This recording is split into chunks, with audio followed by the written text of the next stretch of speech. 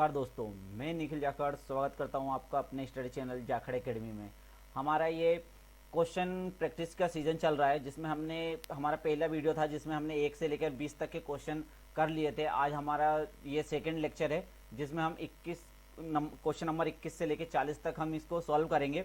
मैं आपको इसमें 10 सेकंड का टाइम दूंगा हर क्वेश्चन को करने के लिए। आप अपने कॉपी में 21 से लेकर 40 तक नंबर लिख लीजिए और फिर मुझे बताइएगा कि आपके इन 20 क्वेश्चनों में से कितने क्वेश्चन सही गए हैं, आपकी क्या तैयारी है और क्या आपने देखा कि आपको किस तरह के और टॉपिकों की पढ़ाई करनी चाहिए। ठीक है, तो आज चलते हैं हमारे पहले क्वेश्चन की ओर। तो आज का हमारा पहला क्वेश्चन क्या कहता है कि नदी जो मध्य प्रदेश के पूर्वी भाग में बहती है और उड़ीसा के पास बंगाल की खाड़ी में जाती है, इनमें से वह कौन सी नदी है। आपका समय चालू होता है अब। क्या वह बेतवा नदी है, क्या वह सिप्रा नदी है, क्या वह चंबल नदी है, या फिर वह महानदी है। इनमें से कौन सी वह नदी है। तो इसका सही आंसर क्या होगा। इसका सही आंसर होगा महानदी। आप देख रहे होंगे महानदी। महानदी के बारे में हम कुछ थोड़ी सी बात कर लेते हैं। महानदी का बेसिन छत्तीसगढ़ और उड़ीसा राज्य से प्रमुख रूप से होते हुए झारखंड, महाराष्ट्र और मध्य प्रदेश के छोटे छोटे हिस्सों से होते हुए बहती है। प्राचीन काल में महानदी का नाम चित्रोलपाल है ना, और महानंदा और नीलोत्पला है ना, इन तीन नामों से इसे जाना जाता था, जिसमें सबसे ज्यादा चर्चित नाम चित्रोत्पला है ना। ये पूछा जाता है कि चित्रोत्पला किस नदी का प्राचीन नाम है ना। प्राचीन नाम से भी नदियों के बारे में पूछा जाता है। याद रखना, हमारी बहुत सारी नदियां जिनके अलग अलग प्राचीन नाम है। तो जैसे जैसे हमारे क्वेश्चन में वो आएंगे हम उनकी बातें करेंगे। हम आज यहाँ पे महानदी की बात करें तो महानदी का प्राचीनतम नाम क्या है, यहाँ से एक क्वेश्चन ये बन सकता है। तो चित्रोपला और महानंदा और नीलोपला भी इसे ही कहते हैं। उसके बाद यहाँ से और क्या क्वेश्चन आ सकता है कि इसका उद्गम स्थल क्या है। ये देखो छत्तीसगढ़ के रायपुर से निकलती है, सिहावा नामक पर्वत श्रृंखला से है ना, सिहावा। और ये कहाँ इसको, और इसके और भी नाम है। इसे उड़ीसा का शोक भी कहा जाता है। उड़ीसा में इसको उड़ीसा का शोक कहा जाता है। इसको उड़ीसा का शोक क्यों कहते हैं, क्योंकि इसके कारण उड़ीसा में बहुत ज्यादा बाढ़ आती है ना। और छत्तीसगढ़ राज्य की गंगा भी कहा जाता है। किसे, महानदी को। पूछा जाए यदि छत्तीसगढ़ की गंगा किसे कहा जाता है, तो छत्तीसगढ़ की गंगा महानदी को कहा जाता है ना। इतने क्वेश्चन महानदी से बन सकते हैं। ये महानदी के बारे में कुछ महत्वपूर्ण पॉइंट थे जो मैंने यहाँ पे आपके लिए लिए हैं, जिससे किस तरह के और क्वेश्चन, अलग अलग तरह के क्वेश्चन पूछे जा सकते हैं। हम इसी तरह से आगे भी क्वेश्चन करेंगे जहां पर भी हमें जरूरत लगेगी कि इनसे और किस तरह का क्वेश्चन बन सकता है। तो मैंने वहां पे हर जगह आपके लिए इस तरह के टॉपिक रखे हैं। तो आज हमारा सेकंड क्वेश्चन है आपके लिए, सभी को रोजगार का प्रावधान किसके अंतर्गत आता है। आपका समय चालू होता है अब। क्या ये राज्य नीति के निर्देशांक सिद्धांत के अंदर आता है, औद्योगिक नीति के अंदर आता है, मौलिक अधिकार के अंदर आता है, श्रम कानून के अंदर आता है ना। सभी को रोजगार का प्रावधान हमारे संविधान में कहाँ किया गया है, तो ये किया गया है राज्य नीति निर्देशक तत्व में है ना। राज्य नीति निर्देशक तत्व। अब राज्य नीति निर्देशक तत्व हमारे संविधान के भाग 4 में है। इस बात का आपको ध्यान रखना है। यहाँ से भी क्वेश्चन बन सकता है। देखो, हम कांस्टेबल की तैयारी की बात कर रहे हैं तो यहाँ पे छोटे छोटे टॉपिक, मतलब छोटे छोटे ही क्वेश्चन पूछे जाते हैं ना। तो यहाँ पे इसके नीति निर्देशक तत्व कहाँ पर हैं, तो ये भाग 4 में है। ये आपको ध्यान रखना होगा। और नीति निर्देशक तत्वों में अनुच्छेद 36 से लेकर 51 तक दिए गए हैं ना। इस बात का भी आप ध्यान रखना। और ये सबसे मोस्ट इंपोर्टेंट क्वेश्चन है कि नीति निर्देशक तत्व हमारे संविधान से किस देश से लिए गए हैं, तो ये आयरलैंड से लिए गए हैं ना, आयरलैंड से लिए गए हैं। इस बात का ध्यान रखना। और न्यायालय द्वारा इसे लागू नहीं किया जा सकता। देखो, ये वैधिक कानून नहीं है। बाकी हमारे जो मौलिक अधिकार है, हम यदि हमारे मौलिक अधिकारों का उल्लंघन होता है या हमारे मौलिक अधिकार हमें नहीं मिलते, तो हम न्यायालय में जाकर हमारे मौलिक अधिकारों की मांग कर सकते हैं। लेकिन राज्य की नीति निर्देशक तत्व में जो अनुच्छेद दिए गए हैं या उनके अंदर जो बातें की गई है, वह न्यायालय द्वारा लागू नहीं की जाएगी। जैसे जैसे राज्यों के पास उनकी सुविधा होगी, राज्य इस तरह से उनको लागू करेंगे। जैसे कि सभी को रोजगार का प्रावधान, तो देखो अभी तो सभी को रोजगार का प्रावधान कुछ ऐसा है नहीं, लेकिन हाँ, गवर्नमेंट की प्रायोरिटी रहती है कि वो ऐसा करे है ना। ये नीति निर्देशक तत्व इसमें ऐसा दिया गया है हमारे संविधान में कि इसमें जो जो पद दिए गए हैं, जिन जिन अनुच्छेदों के बारे में, जिनके पंचायती राज्यों के बारे में बात की गई है, सभी को शिक्षा के बारे में बात की गई है, सभी को रोजगार के बारे में बात की गई है, ऐसी काफी सारी बातें हैं। तो इन बातों को राज्य तभी लागू करेगी जब राज्य इनको करने के लिए सक्षम हो। जैसे जैसे राज्य समृद्धि होगी, वैसे वैसे इन अनुच्छेदों को लागू किया जाएगा है ना। तो राज्य के नीति निर्देशक तत्व के अंदर सभी को रोजगार का प्रावधान किया गया है। हमारा आज का अगला क्वेश्चन है, निम्नलिखित में से कौन सी नदी बंगाल की खाड़ी में बहती है? आपका समय चालू होता है। अब बंगाल की खाड़ी में जाके कौन सी नदी मिलती है? क्या नर्मदा मिलती है, या नेत्रवती मिलती है, या ब्रह्मपुत्र मिलती है, या इनमें से कोई नहीं? तो इसका सही आंसर क्या होगा? इसका सही आंसर होगा ब्रह्मपुत्र, है ना। ब्रह्मपुत्र नदी बंगाल की खाड़ी में जाके मिलती है। देखो ब्रह्मपुत्र नदी से और क्या क्वेश्चन बन सकते हैं, इसके बारे में हम चर्चा कर लेते हैं। ब्रह्मपुत्र नदी का उद्गम कहाँ है? तिब्बत से होती है ना। तिब्बत या चीन बोल लो, क्योंकि तिब्बत अभी चीन के कब्जे में है। और ये मानसरोवर झील के पास से, देखो ग्लेशियर के बारे में पूछ लिया जाता है, इसका किस ग्लेशियर से निकलती है? तो आंगसी ग्लेशियर से ब्रह्मपुत्र नदी निकलती है, इस बात का याद रखना। और ब्रह्मपुत्र नदी की कुल लंबाई 2900 किलोमीटर है, लेकिन ये भारत में इतनी नहीं बहती है ना। भारत में इसका कुछ ही भाग बहता है। ये चीन में बहती है, फिर अपने भारत में बहती है, और उसके भारत से बहती हुई बांग्लादेश में जाती है, और बांग्लादेश से ये बंगाल की खाड़ी में मिल जाती है ना। और इसका सबसे most important question, most important question की हम बात करें तो मंजुली द्वीप, ये पूछा जाता है मंजुली द्वीप किस नदी पर है? तो ब्रह्मपुत्र नदी पर है। और किस राज्य में है? ये पूछा जाए तो असम राज्य में, है ना। मंजुली का द्वीप, मंजुली द्वीप जो है ये विश्व का सबसे बड़ा नदी द्वीप है ना, इस बात का याद रखना। और ये जिला भी है, याद रखना। ऐसा कौन सा नदी द्वीप है जो भारत में जिसे जिला बनाया गया है? तो मंजुली द्वीप को जिला बनाया गया है, इस बात का भी याद रखना, है ना। ये भी क्वेश्चन में अभी नया क्वेश्चन बन रहा है इस बात पे, है ना, इस बात का ध्यान रखना। और ब्रह्मपुत्र नदी के अलग अलग नाम भी हैं, जैसे कि चीन में इसे यरलग सांगपो कहते हैं, अरुणाचल प्रदेश में इसे दिहांग कहते हैं, और आसाम में इसे ब्रह्मपुत्र कहते हैं, और बांग्लादेश में इसे जमुना कहते हैं, है ना। इसके बहुत सारे नाम हैं, अलग अलग जगह जहाँ जहाँ ये बहती है वहाँ अलग अलग नाम इसके लिए जाते हैं। तो इन बातों का भी आप ध्यान रखना, कभी कभी इनसे भी क्वेश्चन पूछ लिए जाते हैं। तो इसमें कितने जो भी क्वेश्चन बन सकते हैं, मैंने आपको यहाँ पे सभी क्वेश्चनों के बारे में बता दिया गया है। तो चलो अपनी अगली स्लाइड पर चलते हैं, और आज का अपना चौथा क्वेश्चन है, कौन सा ग्लेशियर ब्रह्मपुत्र नदी का स्रोत है? देखो ये अगला ही क्वेश्चन बन गया। तो गंगोत्र, आपका समय चालू होता है अब।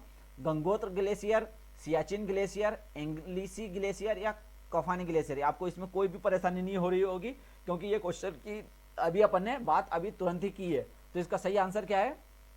एंग्लिसी ग्लेशियर। हमारा अगला क्वेश्चन है आज का, निम्नलिखित में से कौन आदिल शाही वंश के मोहम्मद आदिल शाह का मकबरा है ना। आदिल शाही वंश के मोहम्मद आदिल शाह का मकबरा कौन सा है? आपका समय चालू होता है। आदिल शाह का मकबरा पूछा है ना, मोहम्मद आदिल शाह का मकबरे के बारे में पूछा है। जुमा मस्जिद, गोल गुम्बज, कुतुब मीनार, ताजमहल, इनमें से कौन इसका मकबरा है? तो इसका सही आंसर क्या होगा? इसका सही आंसर होगा गोल गुम्बज। ये आप गोल गुम्बज देख पा रहे होंगे, जो कि आदिल शाह का मकबरा है ना। अब अगला आज का अपना क्वेश्चन है, दक्षिण मालवा का व्यापक रूप, दक्षिण मालवा का व्यापक रूप से गाया जाने वाला लोक संगीत जो मराठाओं से होकर आया है, ये कौन सा? आपका समय चालू होता है अब। चेती, गरबा, लावनी, शोभा, इनमें से कौन सा लोक संगीत है जो कि दक्षिण मालवा में गाया जाता है? मध्य प्रदेश के दक्षिण मालवा में, है ना। जो मध्य प्रदेश के मालवा क्षेत्र है उसका दक्षिण भाग जो है, वहां पे कौन सा लोक संगीत गाया जाता है जो मराठाओं से आया हुआ है? तो इसका सही आंसर क्या होगा? इसका सही आंसर होगा लावनी, है ना, लावनी।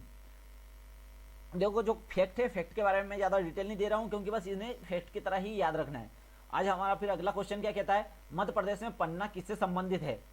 आपका समय चालू होता है अब। पन्ना किसके लिए प्रसिद्ध है? मक्का के लिए, मैग्नीज के लिए, हीरा के लिए, तांबा के लिए? इसका क्वेश्चन तो सभी लोगों को पता ही होगा। इसका सही आंसर क्या होगा? हीरा, है ना। इसका सही आंसर क्या होगा? हीरा। हीरा के लिए पन्ना प्रसिद्ध है। अगला आज का अपना क्वेश्चन है, अंग्रेजी ईस्ट इंडिया कंपनी को किस वर्ष में स्थापना की गई थी? देखो किस वर्ष स्थापना की गई है ये पूछा है। आपका समय चालू होता है अब। 1856, 1858, 1858 और 1860, इनमें से किस वर्ष अंग्रेज ईस्ट इंडिया कंपनी की स्थापना की गई थी? तो इसका सही आंसर है 1858। देखो क्या हुआ था, अंग्रेजी ईस्ट इंडिया कंपनी का समापन, सॉरी, है ना, मैं गलत पढ़ रहा था। अब समाप्त कब कर दिया गया था? इंडिया ईस्ट कंपनी को समाप्त कब कर दिया गया था? इसको 1858 में समाप्त कर दिया गया था। 1857 की जो क्रांति हुई थी, तो उसमें सब देखो पहले अपने यहाँ अंग्रेज ईस्ट इंडिया कंपनी आई थी, जो व्यापार करने के लिए आई थी, और धीरे धीरे उसने पूरा राज्य कर लिया। अब वो जो कंपनी थी वो राज्य शासन करती थी, और 1857 तक यहाँ पे ब्रिटिश साम्राज्य की जो रानी है, तो उनका कोई सीधा नियंत्रण नहीं था। लेकिन 1857 की जब क्रांति हुई तो बहुत बड़ी क्रांति हुई, और उसे जीतने में अंग्रेजों को पसीना आ गया। तो अंग्रेजों को लगा कि हमारे हाथ से भारत देश चला जाएगा, तो उन्होंने कंपनी को खारिज कर दिया और वहां पे सीधा ब्रिटिश राज्य अपने यहाँ पे लगा दिया। अब देखो कुछ क्वेश्चन देख लो यहाँ से और क्या बन सकते हैं। बंगाल के पहले गवर्नर रॉबर्ट क्लाइव थे। बंगाल के पहले गवर्नर जनरल वारेन हस्टिंग थे। भारत के पहले गवर्नर जनरल विलियम बेंटिंग थे। भारत के पहले वायसराय लॉर्ड कैनिंग थे। अब देखो इन चीजों में आपको कंफ्यूजन हो रहा होगा कि ये क्या है। देखो क्या है कि जब ईस्ट इंडिया कंपनी आई थी तब हुआ करता था गवर्नर, है ना, उस कंपनी का होता था गवर्नर। तो जब पहली बार ईस्ट इंडिया कंपनी भारत में आई और इस्टेब्लिश हुई थी तो उस समय उस कंपनी का गवर्नर था रॉबर्ट क्लाइव। रॉबर्ट क्लाइव, है ना, ये पहला व्यक्ति अंग्रेज था जो गवर्नर बन के भारत आया था।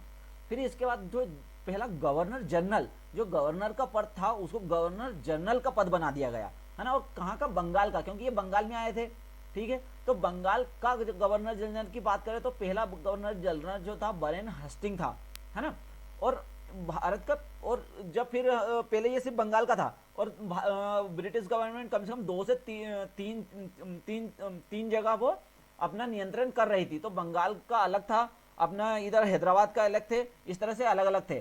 तो फिर दूसरे जो फिर बाद में पूरे भारत का ही एक गवर्नर जनरल बना दिया गया। तो वो पहला व्यक्ति जो भारत का संपूर्ण भारत का गवर्नर जनरल था तो विलियम बेंटिंग थे वो, है ना। और फिर आगे चल के गवर्नर जनरल के पद को भी समाप्त कर दिया गया और वायसराय का पद बनाया गया। तो लॉर्ड कैनिंग जो थे वो भारत के पहले वायसराय थे, है ना। इस चीज का याद रखना। तो ये कुछ यहाँ से क्वेश्चन बन सकते हैं जो मैंने आपके लिए ला दिए हैं। ये हिस्ट्री के क्वेश्चन है ना। हमारा आज का अगला क्वेश्चन है, भारत के राष्ट्रपति का कार्यकाल है। तो आपका समय चालू होता है, भारत का राष्ट्रपति का कार्यकाल कितने समय का रहता है? 5 साल का, 4 साल का, 3 साल का, 7 साल का। तो इसका तो सभी को आंसर पता होगा। इसका सही आंसर है 5 साल, ठीक है। 5 साल भारतीय राष्ट्रपति का कार्यकाल होता है। आज का हमारा अगला क्वेश्चन है, वह राज्य जो भारत में कुल रबर उत्पादन का 90% से अधिक का हिस्सा होता है। तो सबसे ज्यादा रबर कहाँ होती है? आपका समय चालू होता है अब। कर्नाटक में, तमिलनाडु में, आंध्र प्रदेश में, केरल में। किस राज्य में सबसे अधिक रबर का उत्पादन होता है? लगभग 90% रबर का उत्पादन होता है और वो होता है केरल में। आप देख रहे होंगे केरल में। अब केरल की हम बात कर लें तो केरल की राजधानी क्या है? केरल की राजधानी तिरुवनंतपुरम है। इनके मुख्यमंत्री की बात करें तो केरल के मुख्यमंत्री पिनराई विजयन है। और राज्यपाल की बात करें तो आरिफ मोहम्मद खान। आरिफ मोहम्मद खान, ये नया डाटा है बिल्कुल। तो अभी क्वेश्चनों में बहुत ज्यादा ये पूछा जाता है, मुख्यमंत्री का नाम, राज्यपाल का नाम और उसकी राजधानी। तो हम ये भी, जब भी हमारे क्वेश्चनों में किसी राज्य के बारे में बात की जाएगी तो हम वहाँ पे सभी उसके मुख्यमंत्री, राज्यपाल और उसकी राजधानी के बारे में बात करेंगे ताकि हमें ये याद होती रहे, क्योंकि ये हर एग्जाम में पूछा जाता है। तो आज का हमारा अगला क्वेश्चन है, सरोजनी नायडू ने किसे हिंदू मुस्लिम एकता का राजदूत कहा था? आपका समय चालू होता है अब। मोहम्मद अली जिन्ना को, शौकत अली को, मोहम्मद गफ्फार खान को, मौलाना आजाद को। किसे सरोजनी नायडू ने हिंदू मुस्लिम एकता का राजदूत कहा था? तो इसका सही आंसर क्या होगा? इसका सही आंसर होगा मोहम्मद अली जिन्ना। मोहम्मद अली जिन्ना को सरोजनी नायडू ने हिंदू मुस्लिम एकता का राजदूत कहा था। भारत की राष्ट्रीय कांग्रेस की पहली भारतीय महिला अध्यक्ष कौन थी? है ना, भारतीय राष्ट्रीय कांग्रेस की पहली भारतीय महिला, है ना, पहली भारतीय महिला अध्यक्ष, पहली भारतीय महिला अध्यक्ष कौन थी? आपका समय चालू होता है अब। विजय लक्ष्मी पंडित, सरोजिनी नायडू, नेली सिनुगुप्ता या एनी बेसेंट, इनमें से कौन थी जो पहली भारतीय महिला अध्यक्ष बनी थी? तो इसकी सही आंसर है सरोजिनी नायडू। देखो यहाँ पे 2 क्वेश्चन बनते हैं। एक बनता है पहली महिला अध्यक्ष, तो पहली महिला अध्यक्ष थी एनी बेसेंट, ठीक है, आपको याद रखना है। यदि पहली भारतीय राष्ट्रीय कांग्रेस की पहली महिला की बात करें, पहली महिला, तो वो एनी बेसेंट थी। पर एनी बेसेंट भारतीय मूल से नहीं थी, वह विदेशी थी। और स्वतंत्र भारत में जो अपनी इसकी बात करें, यदि भारतीय महिला की बात करें तो वो सरोजिनी नायडू थी। और भारत के आजाद होने के बाद की बात करें अपन तो वह है इंदिरा गांधी, जो कांग्रेस की राष्ट्रीय अध्यक्ष बनी है, महिला अध्यक्ष, है ना, इंदिरा गांधी। देखो तीन महत्वपूर्ण क्वेश्चन यहाँ से बनते हैं। पहला क्वेश्चन आप देख ही रहे होंगे कि भारतीय राष्ट्रीय कांग्रेस की पहली भारतीय महिला अध्यक्ष सरोजिनी नायडू। भारतीय राष्ट्रीय कांग्रेस की पहली महिला अध्यक्ष की बात करें तो एनी बेसेंट। और भारतीय राष्ट्रीय कांग्रेस की स्वतंत्रता के पश्चात, स्वतंत्र भारत में भारतीय राष्ट्रीय कांग्रेस की पहली महिला अध्यक्ष की बात करें तो इंदिरा गांधी, है ना। यहाँ से 3 क्वेश्चन बन सकते हैं। और ये एक छोटी छोटी सी बात पे क्वेश्चन आपका आंसर गलत हो सकता है, इसलिए ध्यान रखना। राष्ट्रीय फिल्म पुरस्कार 2019 में सर्वश्रेष्ठ अभिनेता के पुरस्कार किसे मिला है? आपका समय चालू होता है अब, है ना। ये मैंने नया करंट अफेयर का क्वेश्चन डाल दिया इसमें। ये पुराने करंट अफेयर से नए करंट अफेयर को अपन ने रिप्लेस कर दिया। तो विक्की कौशल, आयुष्मान खुराना, आमिर खान, अक्षय कुमार। तो इसका सही आंसर क्या होगा? इसका सही आंसर होगा ये दोनों है, विक्की कौशल और आयुष्मान खुराना, है ना, इन दोनों को संयुक्त 2019 राष्ट्रीय अभिनेता पुरस्कार मिला। अब तो 2020 के भी मिल गए हैं, तो आने वाली स्लाइड में अपन 2020 के डाल लेंगे, और 2020 के अभी अभी 2-1 दिन पहले ही इनका अनाउंसमेंट हुआ है ना। तो हमारा आज का अगला क्वेश्चन है, खंडवा में पैदा हुए प्रसिद्ध पुरुष हिंदी प्लेबैक गायक, संगीत संगीतकार, अभिनेता और गीतकार थे। आपका समय चालू होता है अब।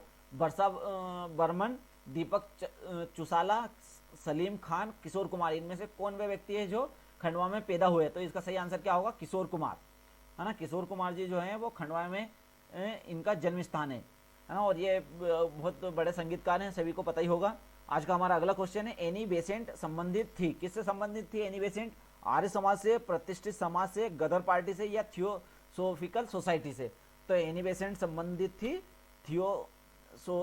थियोसोफिकल सोसाइटी से। आप यहाँ पे इनकी फोटो देख पा रहे होंगे, ये थी एनी बेसेंट। आज का हमारा अगला क्वेश्चन है, ओमकारेश्वर बहुउद्देशीय परियोजना स्थित नहीं है ना, नहीं है पूछा है। खंडवा, आपका समय चालू होता है अब। खंडवा, खरगोन, धार, इंदौर, तो ओमकारेश्वर बहुउद्देशीय परियोजना है वो इनमें, इसमें किस जिले के अंतर्गत नहीं आती है ना? तो इसमें वो नहीं आती है, किसके अंतर्गत नहीं आती? वो इंदौर के अंतर्गत नहीं आती है ना। हम इसमें इसके बारे में पढ़ लेते हैं। ओमकारेश्वर परियोजना एक बहुउद्देशीय परियोजना है जो विद्युत उत्पादन के लिए के साथ मध्य प्रदेश के खंडवा, खरगोन और धार जिले में नर्मदा नदी के दोनों तटों पर सिंचाई सुविधा उपलब्ध कराती है। ठीक है, ये तो ये किससे, ये 3 जिलों से संबंधित है ना, खंडवा, खरगोन और धार। यहाँ पे ओमकारेश्वर परियोजना से पानी आता है ना। और ये कहाँ पर स्थित है? तो ये इंदौर से 80 किलोमीटर दूरी पर इंदिरा सागर परियोजना से 40 किलोमीटर डाउन स्ट्रीम में स्थित है ना। देखो, ओमकारेश्वर बहुउद्देशीय परियोजना और इंदिरा सागर परियोजना ये दोनों अलग चीजें हैं ना, याद रखना बात, क्योंकि ये बहुत पास पास में है, तो लोगों को कंफ्यूजन हो जाता है कि दोनों एक ही है। नहीं, ओमकारेश्वर बहुउद्देशीय परियोजना अलग है, इंदिरा सागर परियोजना अलग है, याद रखना। 2011, हमारा आज का अगला क्वेश्चन कहता है, 2011 की जनगणना के अनुसार भारत में सबसे घनी आबादी वाला केंद्र शासित प्रदेश कौन सा है? आपका समय चालू होता है अब। लक्षद्वीप, पुदुचेरी, दिल्ली की एनसीईआरटी, एनसीटी, सिक्किम, इनमें से किस में सबसे घनी आबादी वाला केंद्र शासित प्रदेश है 2011? देखो 2021 चल रहा है, अभी नई जनगणना चालू होगी, लेकिन कोरोना के कारण ये जनगणना रुक चुकी है, तो अभी हमें 2011 के ही डाटा पे काम करना पड़ेगा। तो इसका सही आंसर क्या होगा? दिल्ली, है ना। जो दिल्ली है वह सबसे घनी आबादी वाला केंद्र शासित प्रदेश है। यहाँ पे देखो, यहाँ से और क्या क्या क्वेश्चन बन सकते हैं, हम उसके बारे में बात कर लेते हैं। जनसंख्या के अधिकतम घनत्व वाला प्रदेश बिहार है ना। जनसंख्या का अधिकतम घनत्व वाला, सबसे अधिक घनत्व वाला प्रदेश कौन सा है? बिहार। जनसंख्या घनत्व कितना है यहाँ पे? 1106 व्यक्ति प्रति वर्ग किलोमीटर, है ना। यहाँ से क्वेश्चन बस ये सब मेन क्वेश्चन यहाँ से पूछा जाता है, अधिकतम घनत्व, है ना, कितना है ये पूछना इतना इंपॉर्टेंट नहीं है। फिर जनसंख्या के सबसे कम घनत्व वाला प्रदेश अरुणाचल प्रदेश है ना। सबसे कम घनत्व, सिर्फ 17 व्यक्ति प्रति किलोमीटर।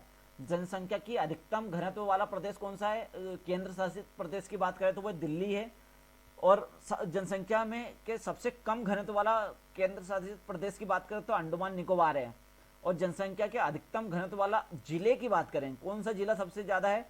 तो उत्तर पूर्वी दिल्ली, है ना। उत्तर पूर्वी दिल्ली भी, दिल्ली को भी बहुत अलग अलग जिलों में बांटा गया है, तो जो उत्तर पूर्वी दिल्ली है उसका घनत्व सबसे अधिक है। और जनसंख्या के सबसे कम घनत्व वाला जिला लाहौल और स्पीत, है ना, ये दोनों हिमाचल प्रदेश में है ना, जहां घनत्व सिर्फ 2 व्यक्ति प्रति वर्ग किलोमीटर है। तो इतने क्वेश्चन यहां से बन सकते हैं। आज का हमारा अगला क्वेश्चन है, हर्षवर्धन द्वारा पराजित किया गया था। आपका समय चालू होता है अब। हर्षवर्धन द्वारा किसे पराजित किया गया था? टेला सेकेंड, जयसिंह, पुलकेशिन प्रथम, पुलकेशिन द्वितीय। तो इसका आपका सही आंसर होगा पुलकेशिन द्वितीय, है ना। पुलकेशिन द्वितीय को हर्षवर्धन के द्वारा पराजित किया गया था। ये हिस्ट्री का क्वेश्चन है। आज का हमारा अगला क्वेश्चन है, संयुक्त राष्ट्र महासभा के अध्यक्ष के रूप में चुने जाने वाले पहले भारतीय थे। आपका समय चालू होता है अब। किसे संयुक्त महासभा के प्रथम अध्यक्ष के, मतलब पहले भारतीय थे, है ना, जो महासभा के अध्यक्ष चुने गए? तो एस राधाकृष्णन, आचार्य कृपलानी, बीके कृष्ण मेनन और विजय लक्ष्मी पंडित। तो इसका सही आंसर क्या होगा? विजय लक्ष्मी पंडित, है ना। विजय लक्ष्मी पंडित जो हैं, ये आप इनकी फोटो देख पा रहे होंगे, ये संयुक्त राष्ट्र महासभा की अध्यक्ष चुनी गई थी, पहली भारतीय महिला थी, है ना। पहली भारतीय महिला भी बोल लो या पहली भारतीय व्यक्ति भी बोल लो, है ना, ये विजय लक्ष्मी पंडित हैं। आज का हमारा लास्ट क्वेश्चन है, भारतीय संविधान का अनुच्छेद 368 किससे संबंधित है?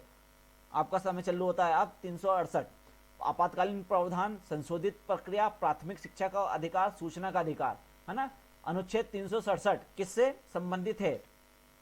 तो ये संबंधित है संशोधित प्रक्रिया, है ना। जो संविधान में जो संशोधन होते हैं वो किस तरह किए जाएंगे, ये दिया गया है अनुच्छेद 68 में।